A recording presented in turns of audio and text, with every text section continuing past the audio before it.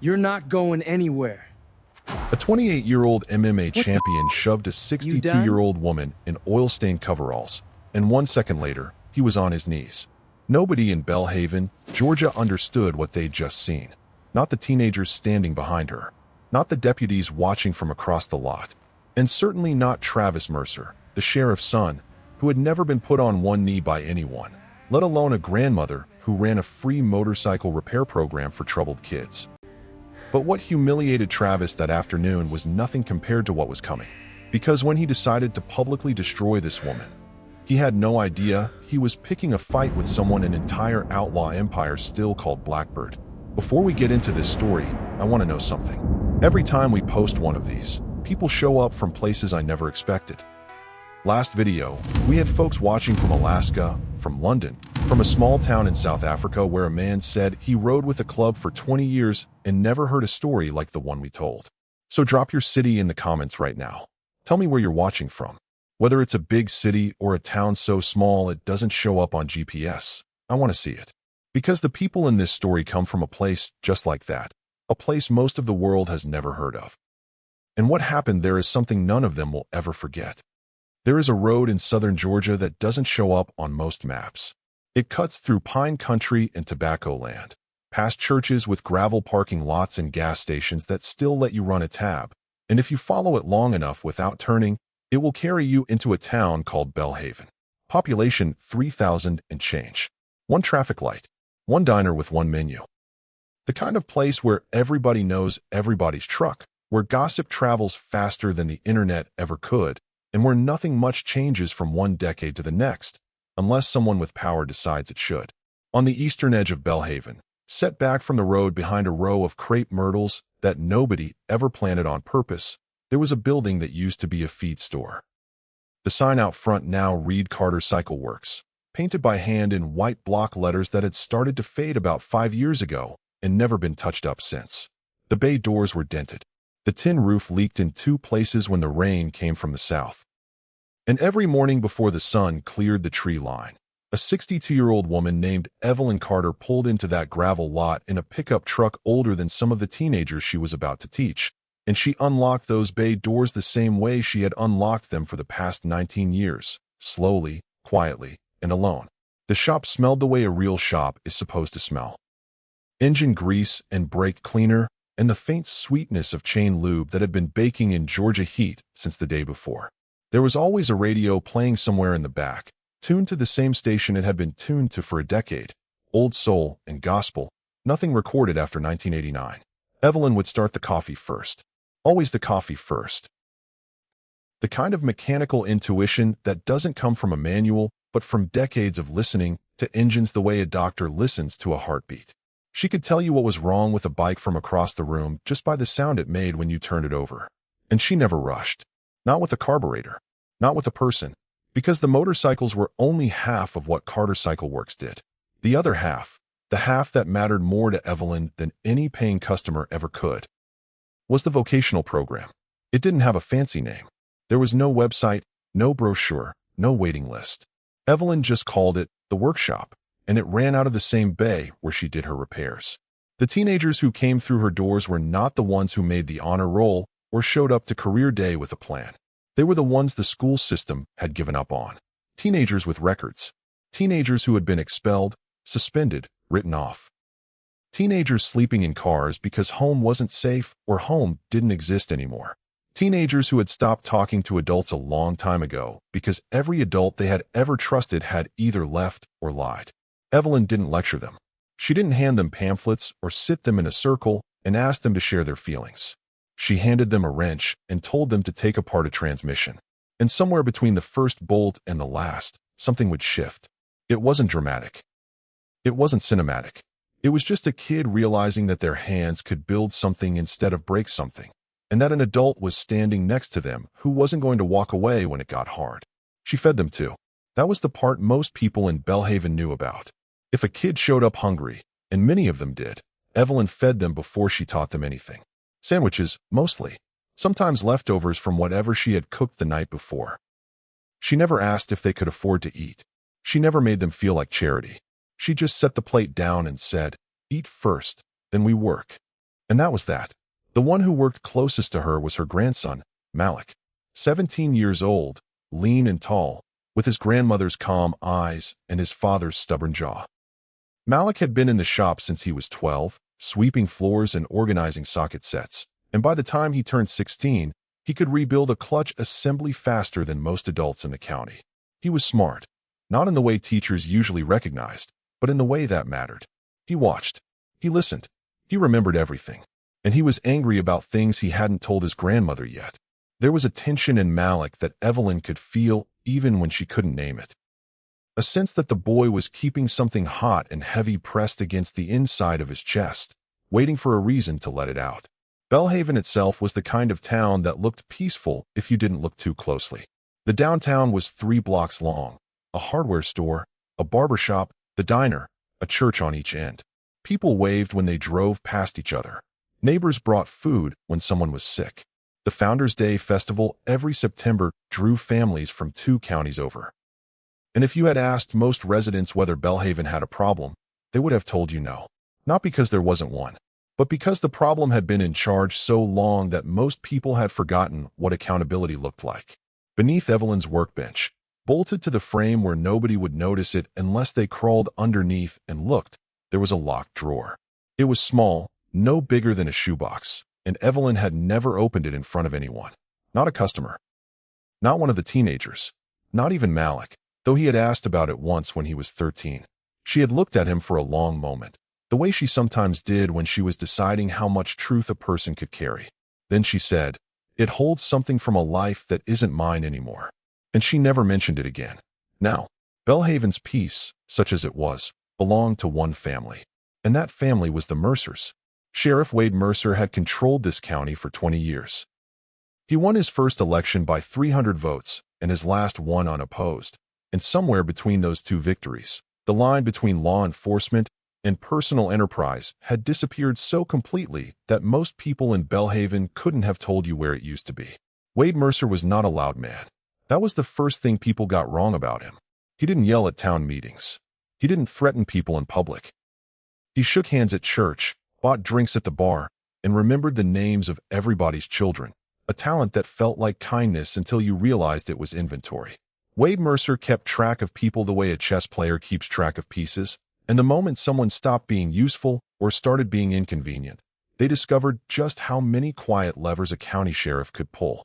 A business license revoked over a technicality nobody had enforced in 40 years. A building condemned by an inspector who happened to owe the sheriff a favor. A custody arrangement suddenly reconsidered after a phone call from the county attorney's office. People who crossed Wade Mercer didn't get beaten or shot. They got erased, slowly, legally, and without anyone else in town noticing until it was already done. He protected the developers who paid him. He intimidated the witnesses who didn't.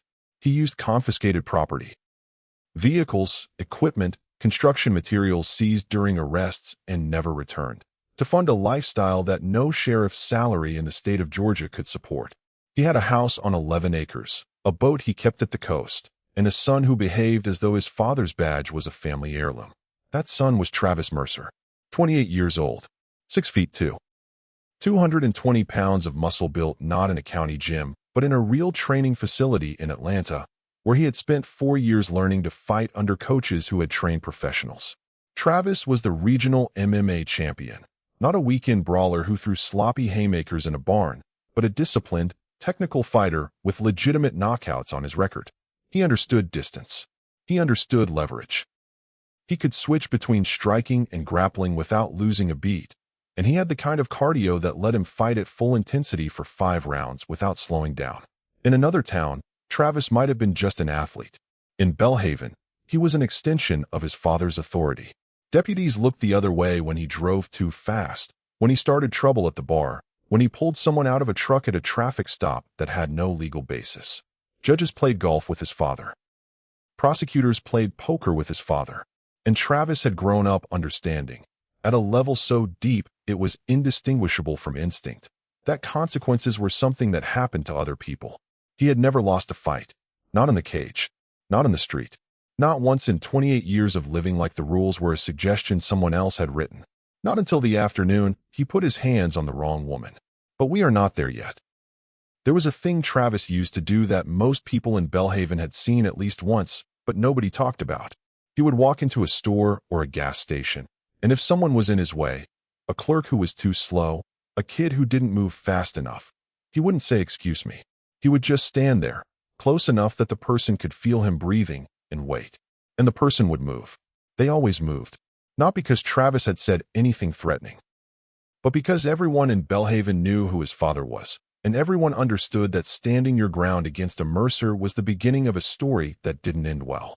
One afternoon, this was about 6 months before everything started, Travis walked into the hardware store on Main Street and set a box of electrical fittings on the counter. The owner, a man in his 60s who had run that store for 30 years, rang up the total and told Travis the price. Travis looked at him. Just looked at him. And after about 5 seconds, the owner deleted the transaction, put the fittings in a bag, and said, "On the house."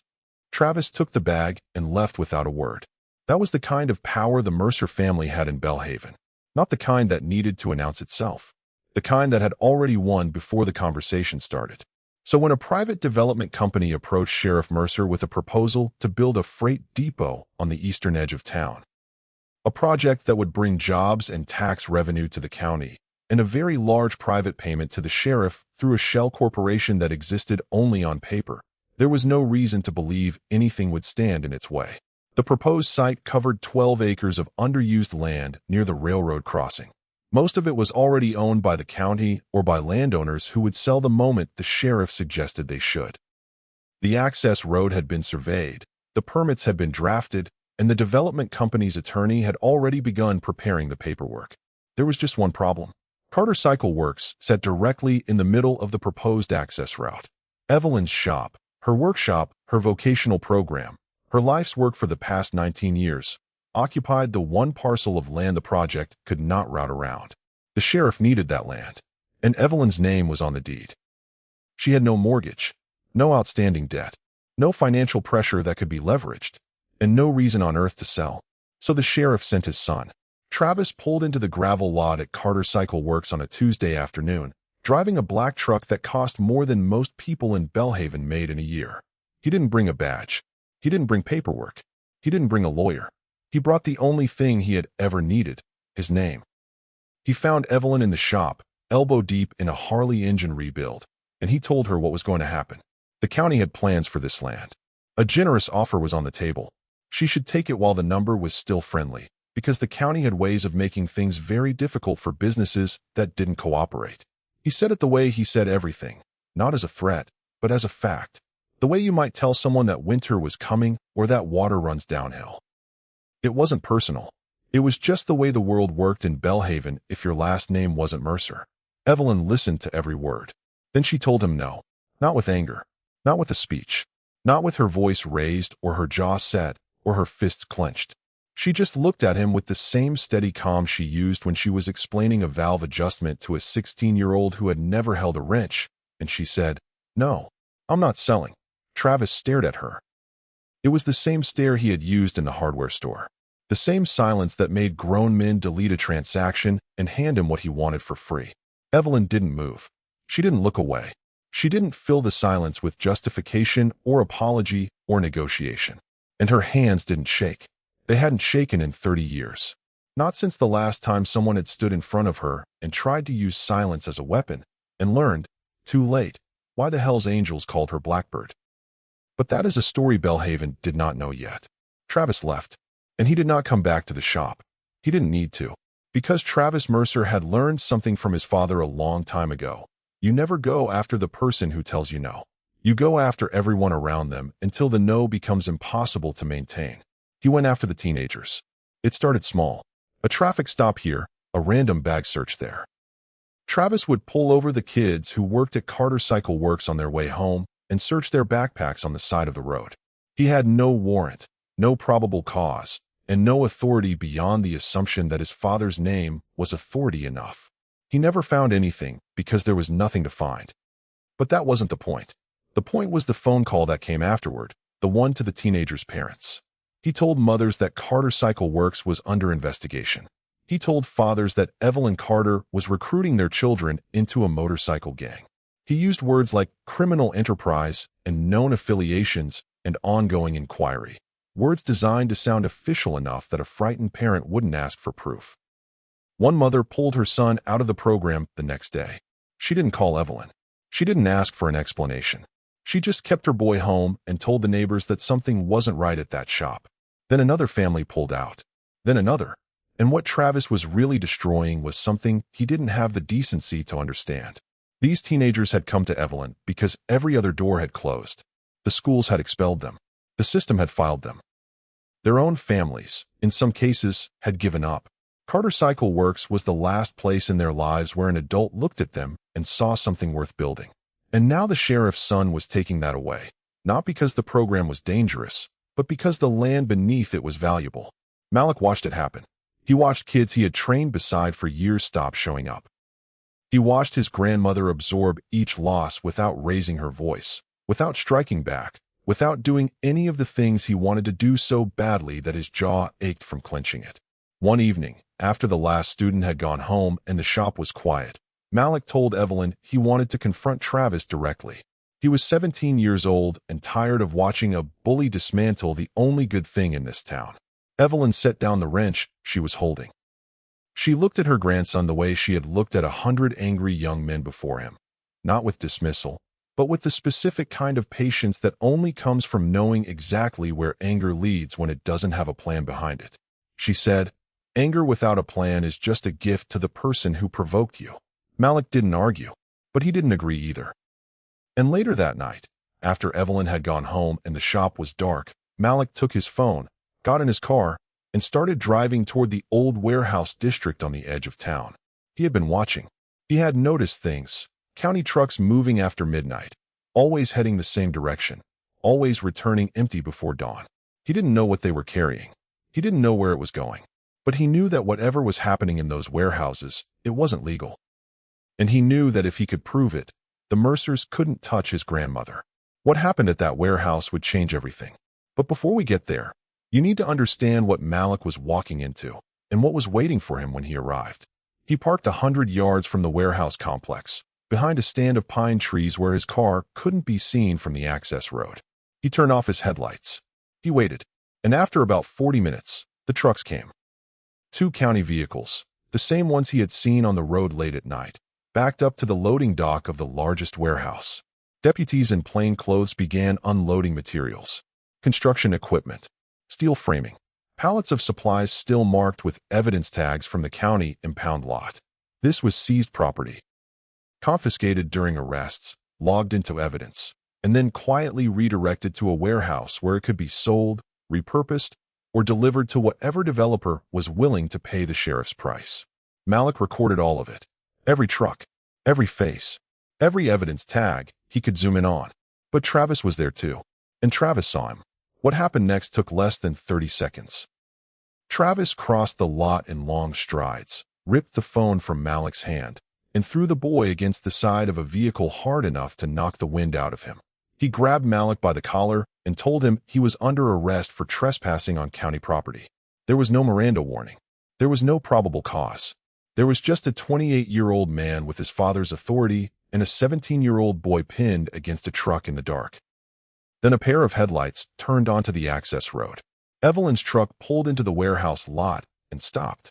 The engine idled for a moment. Then it shut off. The door opened, and Evelyn Carter stepped out.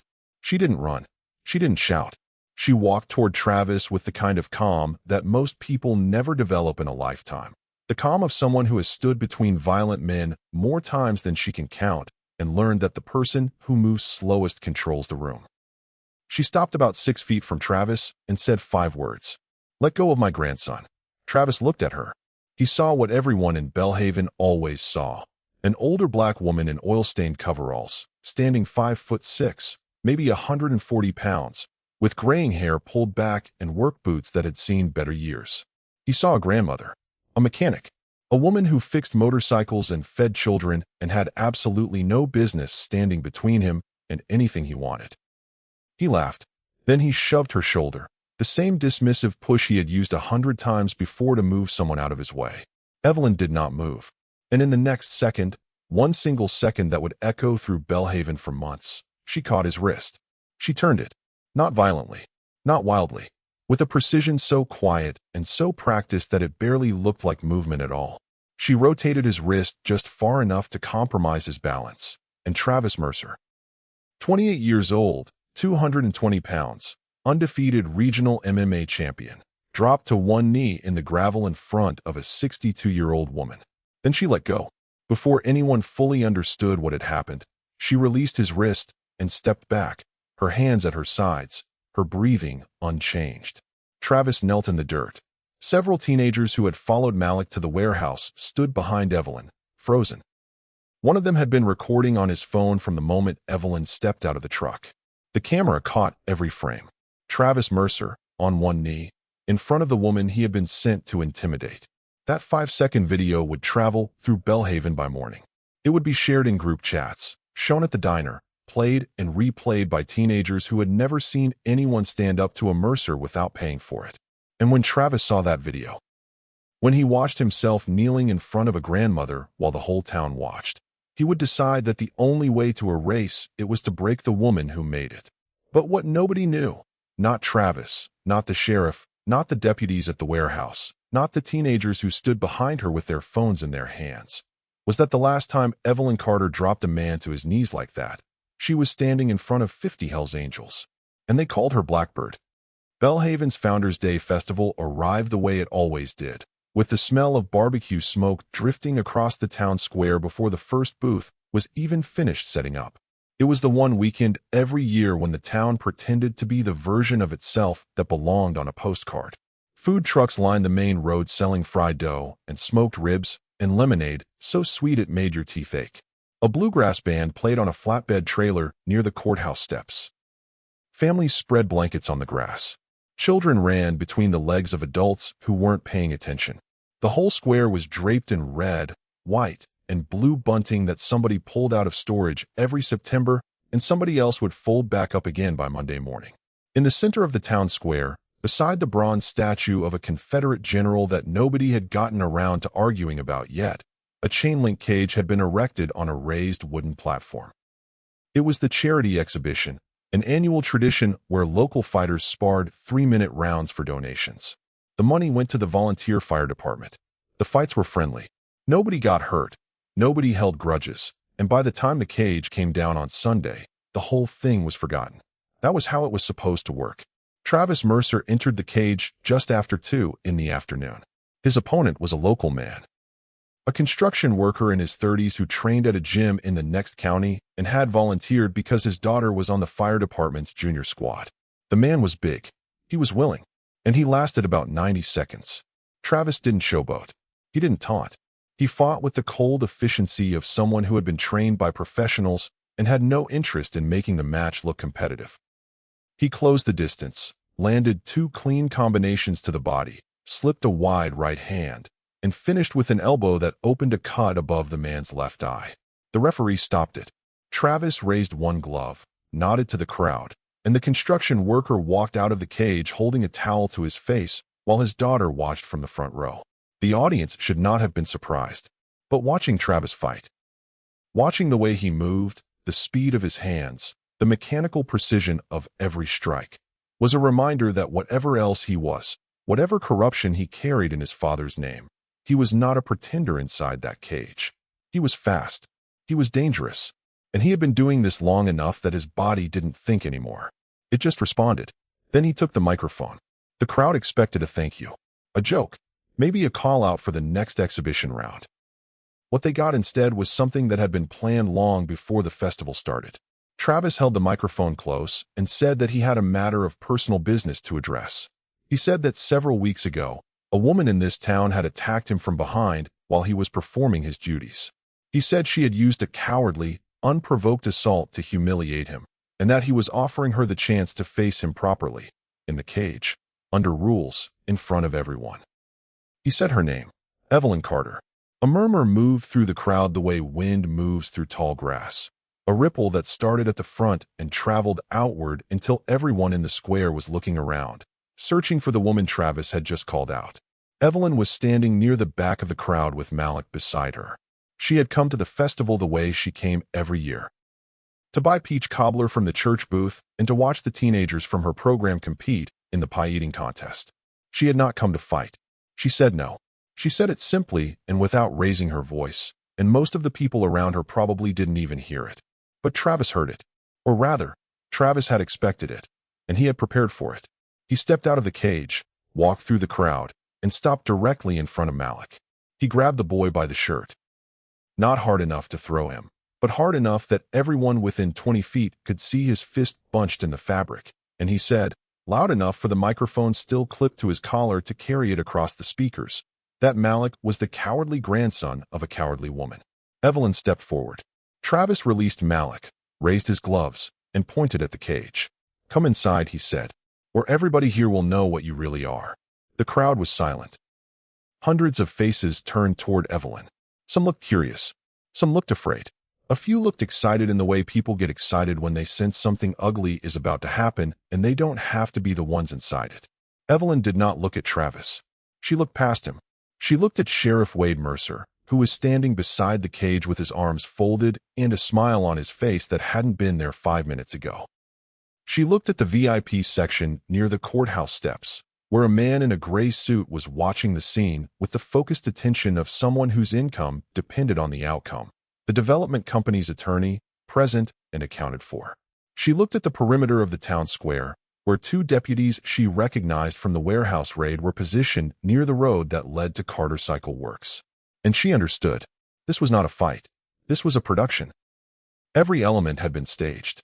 Travis's call-out was not spontaneous. It was the next phase of a campaign that had started the moment she refused to sell her land.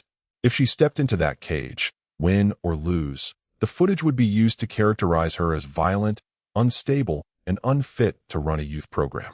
The county would have everything it needed to shut Carter Cycle Works down permanently, and it would look like Evelyn had given them the excuse herself. She turned around and walked away. The crowd parted for her. Some people whispered. Some shook their heads. Travis shouted something after her that didn't matter, because the microphone had already been turned off, and his words were just noise disappearing into the September air. Most people in that crowd thought Evelyn Carter walked away because she was afraid. They were wrong. She walked away because she was counting. She had counted the deputies.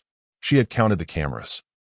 She had counted the seconds between the sheriff's smile and the attorney's nod, and she had understood, in the space of a single breath, exactly what the Mercers had built around her, and exactly how many pieces she would need to take it apart. But walking away did not mean the trap had failed. It only meant the Mercers would spring a different one. That evening, after the festival lights had been turned off and the food trucks had pulled away and the town square was empty except for the crows picking at dropped funnel cake, a convoy of sheriff's department vehicles turned onto the road that led to Carter Cycle Works. Anonymous tip, they said. A caller had reported illegal weapons and narcotics at this address. They had a warrant. They were going in. Evelyn asked to see the warrant. A deputy handed it to her. She read it standing in her own doorway while 2 officers pushed past her into the shop she had built with 19 years of her life. They tore the place apart. They overturned workbenches. They pulled drawers out of tool chests and dumped them on the concrete floor. They swept parts off shelves. Gaskets, bolts, filters, the small labeled bins that the teenagers had organized by hand during their first week in the program. They opened every cabinet. They searched every locker. They went through the mini fridge where Evelyn kept the sandwiches she made for kids who came to the shop hungry. And then a deputy called out from the back of the shop. Beneath Evelyn's workbench, wedged between the frame and the concrete floor, right beside the locked drawer she had kept sealed for 19 years, they found a handgun. A 9mm semi-automatic with the serial number filed off. Evelyn looked at the gun and said nothing. She didn't need to say anything. She knew. She had rebuilt enough engines and repaired enough machines to recognize when something had been placed somewhere it didn't belong. That gun had not been in her shop that morning. It had not been there when she left for the festival. It had been put there by someone who had access to her building while she was standing in the town square being publicly challenged by a man whose father controlled every deputy in the county. Sheriff Wade Mercer arrived 12 minutes later. He was wearing a clean uniform, not the one he'd worn at the festival, but a pressed shirt with a fresh crease, as if he had changed specifically for the cameras he knew would be coming. And they came. A reporter from the county paper. A stringer for the regional news affiliate. Travis Mercer, holding his phone at arm's length, recording everything with the steady hand of someone who had been waiting for this moment all day. The sheriff arrested Evelyn publicly. He handcuffed her in her own parking lot, in front of her own shop, beneath the sign she had painted by hand. And while the cameras rolled, he gave a statement. He said that Evelyn Carter was a former member of the Hells Angels, a violent motorcycle gang with a history of drug trafficking, weapons dealing, and organized crime. He said she had been operating under a false identity in Bellhaven for nearly 2 decades. He said the youth vocational program at Carter Cycle Works was a front, a cover story designed to provide access to vulnerable minors while she conducted illegal business out of the back of the shop. He said it all calmly, with the practiced rhythm of a man who had rehearsed the words until they sounded like truth. For the first time in 19 years, Bellhaven learned that Miss Eve, the woman who fixed their motorcycles, who fed their children, who never raised her voice, had once belonged to the Hells Angels. But they didn't learn it from Evelyn. They learned it from a man who had every reason in the world to make her past sound as dangerous as possible, and no reason at all to mention the 3 decades of quiet, honest work that had followed it. The sheriff controlled the story, and the story he told was simple. Evelyn Carter was a criminal who had never changed. The charity was a mask. The kindness was a strategy, and the town had been fooled. Evelyn was placed in the back of a patrol car. The door was still open. The deputies were finishing their paperwork. Travis was still recording. And in that narrow window, 30 seconds, maybe less, Evelyn turned to Malik, who was standing at the edge of the lot with his fists clenched and his eyes burning, and she said one thing. Open the drawer. Malik didn't ask which drawer. He didn't ask why. He walked into the wrecked shop, stepped over the scattered tools and the overturned shelves, knelt beneath the workbench, and opened the locked drawer that his grandmother had kept sealed for as long as he had been alive. Inside, there were 3 objects. The first was a ring, black onyx, set in silver, heavy enough to feel like it meant something. It was scratched and worn in the way that only comes from years of being on someone's hand through work and weather and war. The second was a photograph, old, faded at the edges, with a crease down the middle where it had been folded once and never folded again. It showed a younger woman, unmistakably Evelyn, but leaner, harder, standing straighter than Malik had ever seen her stand, in front of a long row of motorcycles. She was surrounded by men and women in leather, people with the kind of faces that don't soften for cameras, and every single one of them was looking at her the way soldiers look at the person who decides whether they ride or stand down. The third object was on the back of the photograph. A phone number, written in black ink, in handwriting that wasn't Evelyn's. Malik stared at it for a long time. Then he called it. The phone rang 3 times. A man answered. His voice was low, unhurried, and heavy with the particular gravity of someone who has been waiting for something he was never sure would come. He didn't ask who was calling. He didn't ask what had happened. He didn't ask how bad it was. He said 7 words. We've been waiting 30 years for Blackbird to call. And then the line went quiet, as if the man on the other end was already moving. Evelyn was released the following morning.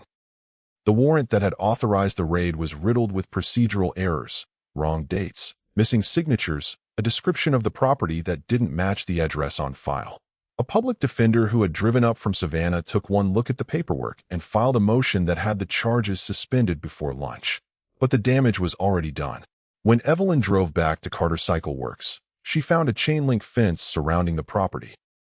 Orange condemned notices had been stapled to the bay doors. The county had frozen the youth program's bank account, pending an investigation that had no timeline and no assigned investigator. The tools that hadn't been broken during the raid had been cataloged as potential evidence and hauled away in a county truck. 19 years of work. 19 years of showing up before dawn, of teaching teenagers to rebuild engines and rebuild themselves, of feeding children who had nowhere else to eat. All of it dismantled in a single night by a man with a badge and a smile and a plan that had been in motion long before Evelyn ever said no. But now it is time to tell you who Evelyn Carter was before she was Miss Eve. 30 years before that fence went up around her shop, in a different state, in a different life, a woman they called Blackbird ran the most feared chapter the Hells Angels had ever produced. The Night Saints operated across the Southeast, Georgia, the Carolinas, Tennessee, down into the northern edge of Florida. They were not the largest chapter. They were not the wealthiest. But they were the ones that other chapters talked about in the specific tone of voice that men reserve for things they do not fully understand and do not want to test. And their leader, the person who held that chapter together through territory wars, federal investigations, internal betrayals, and the slow grinding pressure that destroys most outlaw organizations from the inside, was not the biggest man in the room. She was not the loudest. She was not the one who threw the first punch or fired the first shot. She was the one who could walk into a room where 50 men had already decided to kill each other and make every single one of them sit down. Evelyn did not rise through the ranks of the Night Saints because she was violent. She rose because she was the only person in that world who could see 3 moves ahead of everyone else and speak in a voice that made dangerous men listen. She was the strategist, the negotiator, the person that rival clubs called, not the Night Saints president, not the sergeant-at-arms, but Blackbird specifically. When every other conversation had collapsed and the only options left were war or one final attempt at reason. They didn't call her because she was kind. Kindness was not a currency that held value in that world. They called her because when Blackbird made a promise, it was honored. When she brokered a deal, it held. And when she issued a warning, when she looked across a table at a man who was used to being feared and told him what would happen if he crossed the line she had just drawn, she meant every word of it. She never bluffed. She never threatened anything she wasn't prepared to enforce. And in a world built on posturing and intimidation, that kind of certainty was more terrifying than any weapon. She led the Night Saints through their most dangerous years. She held the chapter together when federal agents tried to turn members into informants. She negotiated truces that men with twice her size and half her judgment had failed to broker. She kept 50 volatile, armed, fiercely loyal human beings pointed in the same direction through sheer force of clarity. Not by shouting over them, but by being the one person in the room who always knew what was actually happening. And then the war came. A rival chapter killed her husband. The details don't matter as much as the aftermath. The Night Saints wanted blood. 50 men, armed and grieving and burning with the kind of fury that doesn't listen to reason, were ready to ride. They wanted retaliation. They wanted the rival chapter erased. And they looked to Blackbird to give the order. Evelyn had a teenage son at home. A boy who had already seen more violence than any child should. A boy who was one bad decision away from being pulled into the same world that had just taken his father. She made the hardest decision of her leadership. She didn't give the order to ride. She gave the order to stand down. She surrendered the chapter's weapons, not to the police, not to a rival, but to a neutral party who would hold them until the heat passed. She stopped the revenge attack before it started. She chose her son's life over the war that her people were begging for. Some of them respected her for it. They understood, even through their grief, that Blackbird had done what none of them had the clarity to do. She had looked past the fire and seen the ashes on the other side. Some of them never forgave her. They carried that anger like a scar and swore that she had betrayed the chapter at its darkest hour. But all of them, every last one, obeyed, because that was what Blackbird had earned. Not agreement, not affection. Obedience born from the deep, unshakable knowledge that this woman had never once made a decision that wasn't right, even when it was the hardest one in the room. Then she disappeared. She removed her colors, the leather vest that marked her as a member, the patches that told the world who she was and what she had done. She left the state. She changed nothing about her name, because Evelyn Carter had never been hiding. A private, unbreakable promise that she held as tightly as she had once held the Night Saints together. She would never again use fear as a form of leadership. For 30 years, she kept that promise. She led with patience. She led with sandwiches set down on a workbench without being asked for. She led with the quiet belief that a kid with a wrench in his hand and an adult who wouldn't walk away was stronger than any chapter, any club, any empire built on intimidation. And then a sheriff's son tried to take it all away. And the world she had left behind came back to the only door she had left open, a locked drawer with a ring and a photograph and a phone number that still worked after 3 decades. Because some loyalties don't expire. They just wait. Evelyn stood outside the condemned fence of Carter Cycle Works on the morning she was released, looking at the orange notices and the chain link and the padlocked bay doors, when Travis Mercer's black truck pulled into the lot. He stepped out with the same confidence he always carried. But there was something different now, a tightness around his eyes. The video of him kneeling in the warehouse dirt had spread further than he expected, and the festival call-out had not gone the way his father planned. Evelyn hadn't fought. She hadn't broken. She had simply walked away, and walking away had denied them the footage they needed.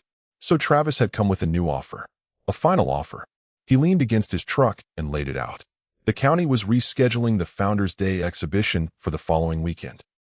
If Evelyn agreed to fight him in the cage, a proper, public match, he would personally persuade his father to drop the charges, unfreeze the accounts, and reopen the workshop. She could have her program back. She could have her building back. All she had to do was step inside the cage. And if she refused, the building would be demolished within 48 hours. Evelyn listened the way she always listened. Completely, without interruption, with the kind of stillness that made most people uncomfortable because they couldn't tell what she was thinking. She recognized the trap. It was the same trap as before, just dressed in different clothes. Win or lose, the fight would give the county documented evidence that the woman running a children's program was engaging in public violence. The charges might be dropped, but the program would be finished. The Mercers didn't need a conviction. They just needed a video. But Evelyn knew something Travis didn't. Malik had copied part of the warehouse recording before Travis seized his phone that night. The footage was partial, shaky, dark, shot from a distance, but it showed enough. County vehicles at the warehouse. Deputies unloading seized materials. Evidence tags visible on pallets that should have been locked in an impound facility on the other side of town. It was enough to implicate the sheriff. But it wasn't enough to prove who gave the order. Without that connection, without a direct link between Wade Mercer and the theft operation, the footage was damaging but not decisive. A good attorney could argue the deputies acted alone. The sheriff could sacrifice a few officers and survive. Evelyn needed more, and she needed time to get it. She accepted the fight, not because she trusted Travis, not because she believed for 1 second that the Mercers would honor their end of the deal. She accepted because the rescheduled exhibition would put the entire Mercer family in public. The sheriff, his son, the development company's attorney, every deputy on the payroll, surrounded by cameras and crowds, pinned to a specific place at a specific time, while Malik and whoever had answered that phone worked to find the evidence that would finish this. Evelyn was not walking into the cage to win a fight. She was walking into the cage to buy time. And for the first time since this story began, the audience should understand something about Evelyn Carter that the people of Bellhaven were only beginning to glimpse. She had never been a fighter. Not really. Not in the way Travis was a fighter, trained to compete, conditioned to overwhelm, built for the cage. Evelyn's gift had always been something else entirely. She saw patterns. She read rooms. She understood what people wanted before they said it, and she understood what they would do when they didn't get it. That was how she had controlled 50 violent men. That was how she had brokered truces between chapters that wanted each other dead. And that was how she had survived a world that should have killed her 20 times over. She wasn't planning a fight. She was planning a checkmate. 2 clocks were now running. The first was the fight. 6 days away, ticking down toward a cage and a man who wanted to break her in front of the town. The second was the evidence. Incomplete, scattered, hidden somewhere in the records and the recordings and the testimony of people the sheriff had spent 20 years silencing. Both clocks had to reach 0 at the same moment. If the fight happened before the evidence was ready, Evelyn would lose everything and gain nothing. If the evidence surfaced before the fight, the Mercers would have time to destroy it, intimidate witnesses, and rewrite the story the way they had always rewritten it. The timing had to be perfect, and Evelyn had spent her entire life making sure that timing was the one thing she never left to chance. On the morning of the fight, before the sun had fully cleared the pine trees east of town, Bellhaven heard a sound. It started as a low vibration. Not quite a noise, more like a pressure in the air, the way a storm feels before you can see it. Then it became a rumble, a steady, rolling growl that came from the west, from the direction of the interstate, and it didn't stop. It didn't fade in and out the way a passing truck does. It grew. It deepened. Then a second group appeared from the south, turning off the county highway in a line so long that the last rider hadn't made the turn before the first one reached the town square. A third formation came from the north, rolling past the Baptist church and the volunteer fire station and the elementary school where the crossing guard stood on the sidewalk and watched 50 motorcycles pass without a single one exceeding 25 miles per hour. Not 10, Not 20. Hundreds. They filled every gas station in Bellhaven. They lined the parking lots of both motels. They parked in disciplined rows along the streets surrounding the town square and the road leading to Carter Cycle Works. Row after row after row of chrome and steel and leather, arranged with the kind of precision that doesn't happen by accident. They didn't rev their engines. They didn't shout. They didn't display a single weapon or fly a single banner that could be construed as a threat.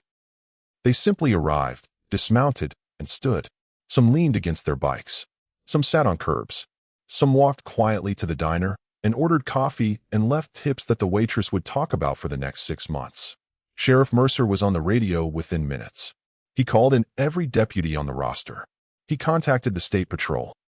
He stood in the middle of the town square watching the riders multiply, and he demanded to know who had authorized this, who had organized it, and under what authority 300 motorcycles had entered his county without his knowledge.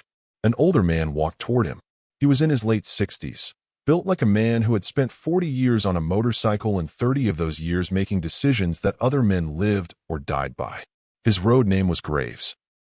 Jonah Whitmore, president of a chapter that had existed longer than Sheriff Mercer had been alive. Graves carried a folder. He opened it in front of the sheriff and showed him, one page at a time, exactly what was inside. Motel reservations, campground permits, legal documentation for a motorcycle rally that had been registered with the county clerk's office 3 days earlier, filed properly, and approved automatically because it met every requirement on the books. Proof of insurance. Copies of identification. A contact list for every chapter president present, along with phone numbers for their respective attorneys. Every rider in Bellhaven had a lawful reason to be there. Every permit had been filed. Every regulation had been followed. And every single piece of paperwork had been prepared with the meticulous, airtight precision of an organization that had spent decades learning how to operate inside the law, while the law tried to find a reason to shut them out. Graves closed the folder. He looked at the sheriff. Looked at him the way a man looks at someone who has just realized he is standing in a room he no longer controls. And he asked one question. You really thought she was alone? The bikers did not come to Bellhaven to intimidate. They came to work. Within hours, they had positioned themselves in a quiet perimeter around Carter Cycle Works. Not blocking access. Not confronting deputies. Simply standing. Visible, calm, and numerous enough that anyone who wanted to enter the property would have to walk past 200 people who were watching. The teenagers from Evelyn's program, the ones who hadn't been scared away, found themselves surrounded by men and women who looked like the kind of people their parents had warned them about, and who immediately began asking whether anybody was hungry, whether the generator had enough fuel, and whether the kid in the corner with the bruised knuckles needed ice or just needed to talk. But the real work was quieter. Some of the older riders, men and women who had known Blackbird in the years before she disappeared, fanned out through the county.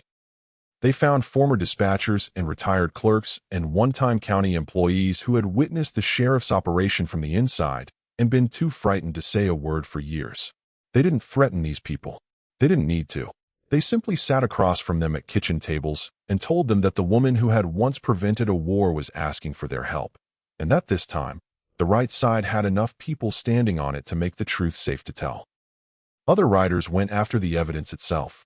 Dashcam footage from a dozen motorcycles that had entered town from different directions was compiled and cross-referenced, reconstructing the routes that county trucks had taken between the impound lot and the warehouse over a period of months. Financial records were requested through channels that Evelyn had never known existed. Contacts in accounting firms, in legal offices, in the quiet machinery of organizations that kept better records than most governments.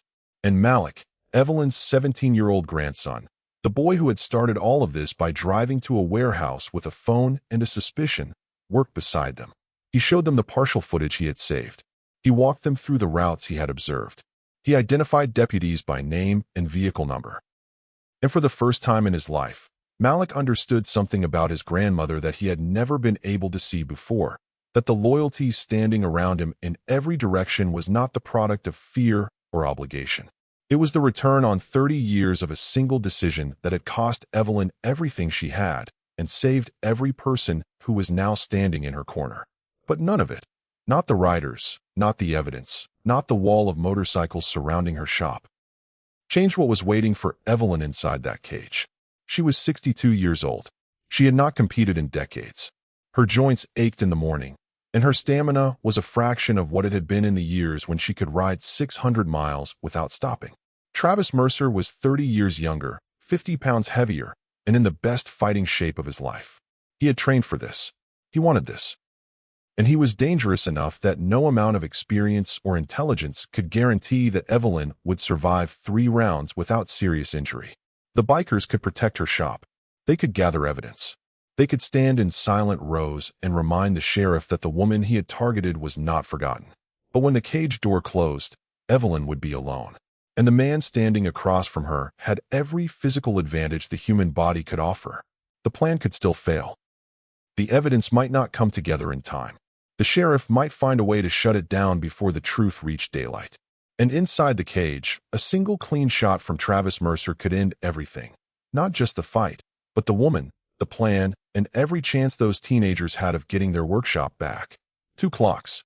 Still ticking. Both running out. The cage stood in the center of the town square like something that had grown there overnight.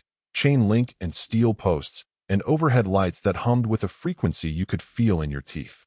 The platform beneath it had been rebuilt since the original Founders' Day weekend, reinforced with fresh plywood and bolted to concrete anchors that the county work crew had poured 3 days earlier. It was larger than the original exhibition setup. Someone had made sure of that. Someone had wanted enough room for a real fight. The crowd filled the square from the courthouse steps to the barbershop awning, 3 and 4 deep along the sidewalks, standing on truck beds and sitting on the low wall outside the hardware store. They had come from Bellhaven and beyond. From neighboring counties, from towns that had heard the story of the old woman and the sheriff's son, from places far enough away that the people watching had no stake in the outcome except the ancient human need to see whether power or principle would win. And behind the crowd, lining the roads in every direction, standing beside their motorcycles in rows so long that you couldn't see the end of them from the town square, the riders stood in silence. Travis Mercer entered the cage first. He came through the gate with the easy, rolling stride of a man who had done this 100 times, shoulders loose, gloves already up, bouncing on the balls of his feet with the kind of restless energy that comes from a body trained to explode on command. He was 28 years old and in the best condition of his life. He had spent the past week training with a focus that bordered on obsession, and he looked exactly like what he was. A young, fast, powerful fighter who believed that the next 15 minutes would erase every humiliation he had suffered and restore the name his father had given him. Then Evelyn stepped in. She came through the gate slowly. There was no bounce in her step, no looseness in her shoulders, no performance for the crowd. She rolled her neck once.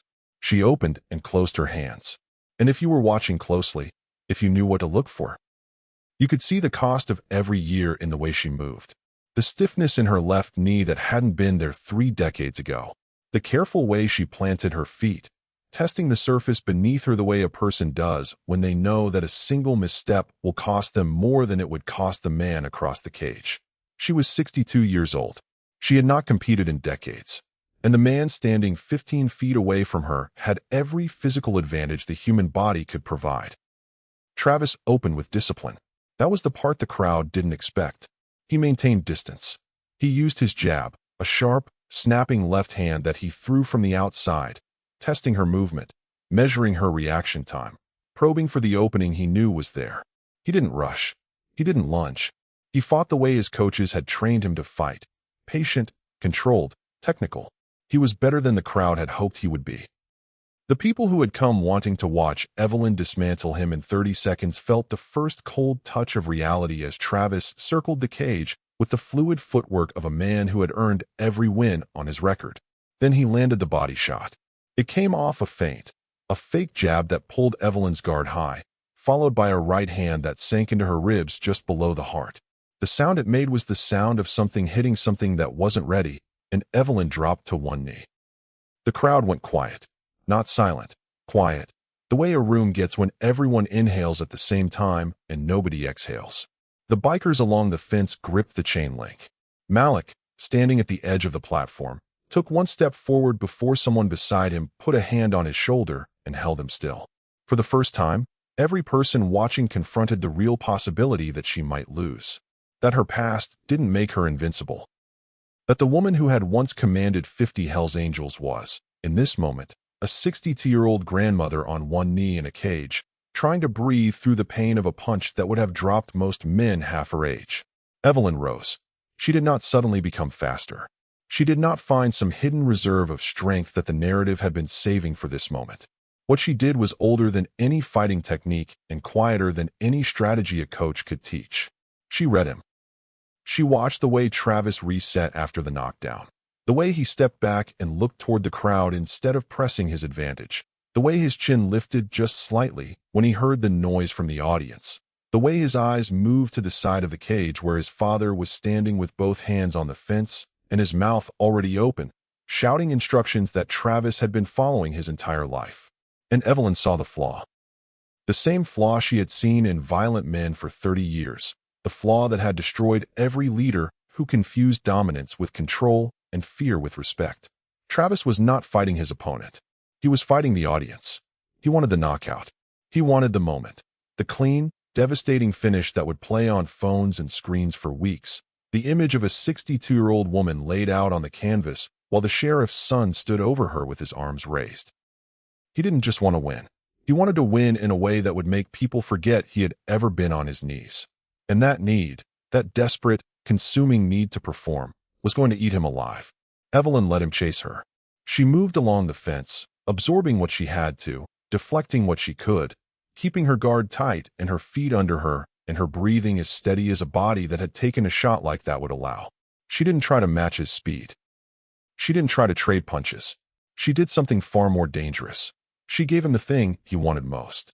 She gave him the belief that he was winning. Travis pressed forward. He threw combinations that got wider as his confidence grew.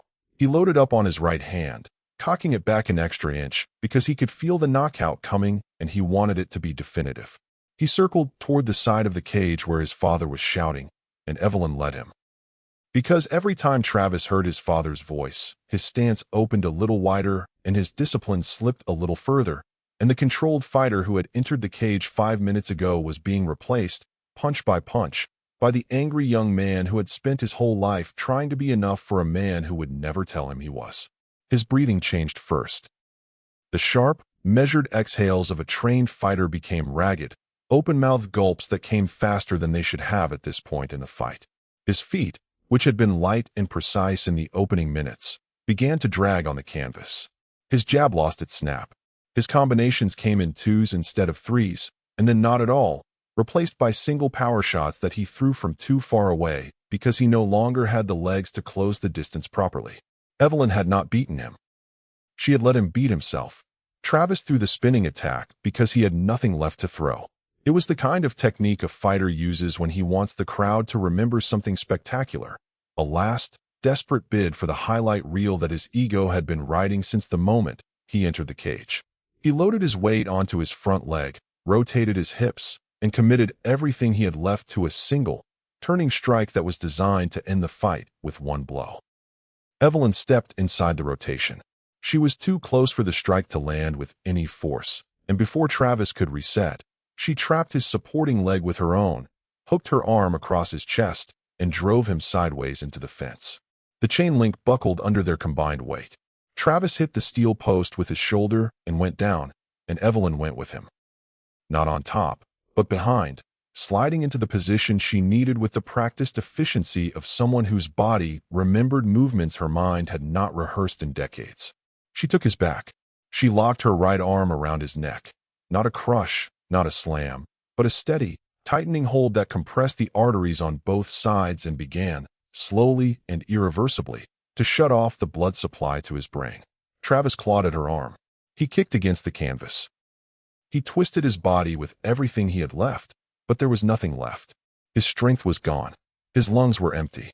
And the arm around his neck was controlled by a woman who understood, with absolute certainty, exactly how many seconds she had before the hold became dangerous.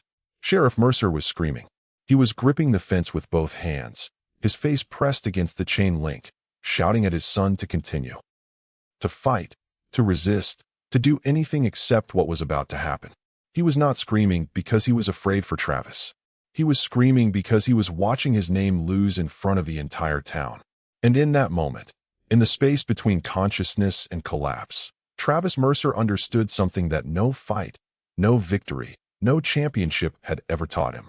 His father was willing to let him be choked unconscious. His father was willing to let him suffer permanent injury. His father would watch his son's body go limp on a canvas floor before he would accept the public embarrassment of a loss. Evelyn felt him stop fighting. She loosened the hold, just enough, just barely, before the darkness took him. She leaned close to his ear and said, quietly enough that only he could hear, "Pride is not worth permanent injury." Travis tapped. 2 small taps against her forearm, and it was over. The crowd did not erupt. The crowd did not cheer. The crowd stood in the kind of silence that happens when a large number of people simultaneously realize that what they just witnessed was not entertainment. Evelyn released the hold and immediately helped Travis to his feet. She steadied him while he found his balance. She did not raise her arms. She did not address the crowd. She stood beside the man she had just defeated and made sure he could stand on his own before she let go. And then Sheriff Wade Mercer entered the cage. He pushed through the gate with 2 deputies behind him and announced that Evelyn Carter was under arrest. He said the fight had violated the conditions of her release. He said Carter Cycle Works would be demolished by the end of the day. He said it with the voice of a man who still believed he controlled the room.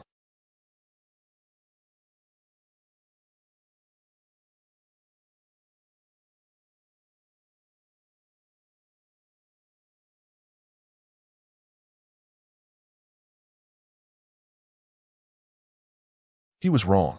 The festival's large event screen, the one the county had set up for sponsor advertisements and parade footage, flickered once and went white. Then an image appeared. Shaky, dark, filmed from a distance, but unmistakable. County trucks backed up to a warehouse loading dock. Deputies in plain clothes unloading pallets of seized construction materials. Evidence tags visible on equipment that should have been locked in impound storage. Malik stood at the edge of the platform with a laptop connected to the projection system and a look on his face that was not anger anymore. It was certainty. The footage played. Then more footage, dashcam recordings from a dozen motorcycles that had entered Bellhaven from different directions, each one capturing the same county trucks on the same roads at the same hours, reconstructing a route between the impound facility and the sheriff's private storage warehouse that stretched back months. Then audio. A former dispatcher, a woman who had been found by the riders 3 days earlier and who had kept a recording she was too afraid to share for over a year, played a phone call on the festival speaker system. The voice on the recording was Wade Mercer's. The instructions were explicit. He was telling a deputy exactly where to place a handgun with a filed serial number inside a motorcycle repair shop owned by a woman named Evelyn Carter. Then the financial records appeared on the screen. Bank statements, wire transfers, a shell corporation that existed only to receive payments from the development company and route them into accounts controlled by the sheriff. Amounts, dates, and signatures, the kind of paper trail that no amount of charm or authority could explain away. Mercer lunged for the projection equipment. The deputy standing nearest to him, a man who had served under the sheriff for 9 years, who had followed his orders without question, who had stood in that warehouse and unloaded stolen property, because his boss told him to, stepped in front of the equipment and did not move. The sheriff looked at his own deputy. The deputy looked back, and the room that Wade Mercer had controlled for 20 years finished collapsing. Mercer drew his weapon. He pulled his service pistol from its holster and leveled it at Evelyn Carter with the wild, unfocused desperation of a man who has run out of plans and run out of people who will follow his orders. Travis stepped between them. He was still breathing hard. His legs were still unsteady. The arm that Evelyn had locked around his neck was still tingling. And he stepped directly into the space between the barrel of his father's gun and the woman who had just shown him more mercy than his father had shown him in 28 years of being alive. Travis spoke. He spoke clearly, loudly, and without hesitation, and what he said dismantled his father's world one sentence at a time. He said that his father had ordered him to intimidate Malik. He said that his father had orchestrated the provocation at the original Founders' Day festival. He said that the arrest, the planted gun, the condemned building, and the frozen accounts had all been manufactured to seize a piece of land that a private company had already paid the sheriff to deliver. He said that the development deal had a deadline, and that his father had promised the property would be cleared before the end of the week. He said all of it in front of the crowd, in front of the cameras, and in front of the state investigators who had entered the town square from 3 directions, contacted hours earlier through evidence compiled by the riders, and transmitted through legal channels that the Hells Angels had spent decades learning how to use. Sheriff Wade Mercer was arrested in front of the town he had controlled for 20 years. The handcuffs were put on by a state agent, not a county deputy. And as he was walked to the vehicle, not a single person in that crowd said a word. The Hells Angels never threw a punch. They never needed to. Their power had never been in violence. It was in loyalty, in organization, and in the willingness to ride 300 miles for a woman who had once saved them from destroying themselves, and to do it without breaking a single law along the way. The county returned Evelyn's property within the week. The condemned notices were removed. The fences came down. The accounts were unfrozen. Eventually, after the state investigation cleared the program of every charge the sheriff had invented. But the ending was not clean. It was not the kind of ending where the music swells and the credits roll and everyone goes home whole. Carter Cycle Works was damaged. The tools the teenagers had organized by hand were broken or missing. The training bays needed rebuilding. The funding the program had relied on was gone, tied up in legal proceedings that would take months to resolve. And some of the families who had pulled their children out of the program during Travis's harassment campaign did not send them back. Fear has a longer memory than justice, and a Hells Angels past does not wash clean with one act of courage, no matter how public. Malik was angry, not at the sheriff, not at Travis, at his grandmother. She had been someone else. An entire person, an entire life, before he was born, and she had never told him. She had kept Blackbird locked in a drawer for 17 years while he worked beside her every day. And he didn't know if the woman who taught him to rebuild engines was the same woman who once commanded an outlaw empire or someone she had invented to replace her. That wound didn't close with a courthouse victory. It would take time. It would take conversations that neither of them was ready to have yet. And it would require Malik to decide for himself whether a person who hides their past to protect someone they love is lying or surviving. Travis Mercer faced charges. He lost his fighting license. He would carry a record for the rest of his life, and the name Mercer would never again mean in Bellhaven what it had meant for 20 years. Evelyn did not excuse what he had done, but she drove to the courthouse on the day of his sentencing and asked the judge for permission to speak. She stood in front of the bench and said one sentence that she had learned the hard way 30 years ago, in a room full of men who wanted vengeance and a woman who gave them something harder instead. She said, "Punishment without responsibility merely creates a more bitter man." Travis was ordered to perform community service rebuilding the workshop he had helped destroy. The bikers stayed one final weekend. They replaced the roof. They rebuilt the training bays. They restored every motorcycle that had been damaged during the raid, carefully, quietly, with the practiced hands of men and women who had been fixing bikes for longer than most of the teenagers in that shop had been alive.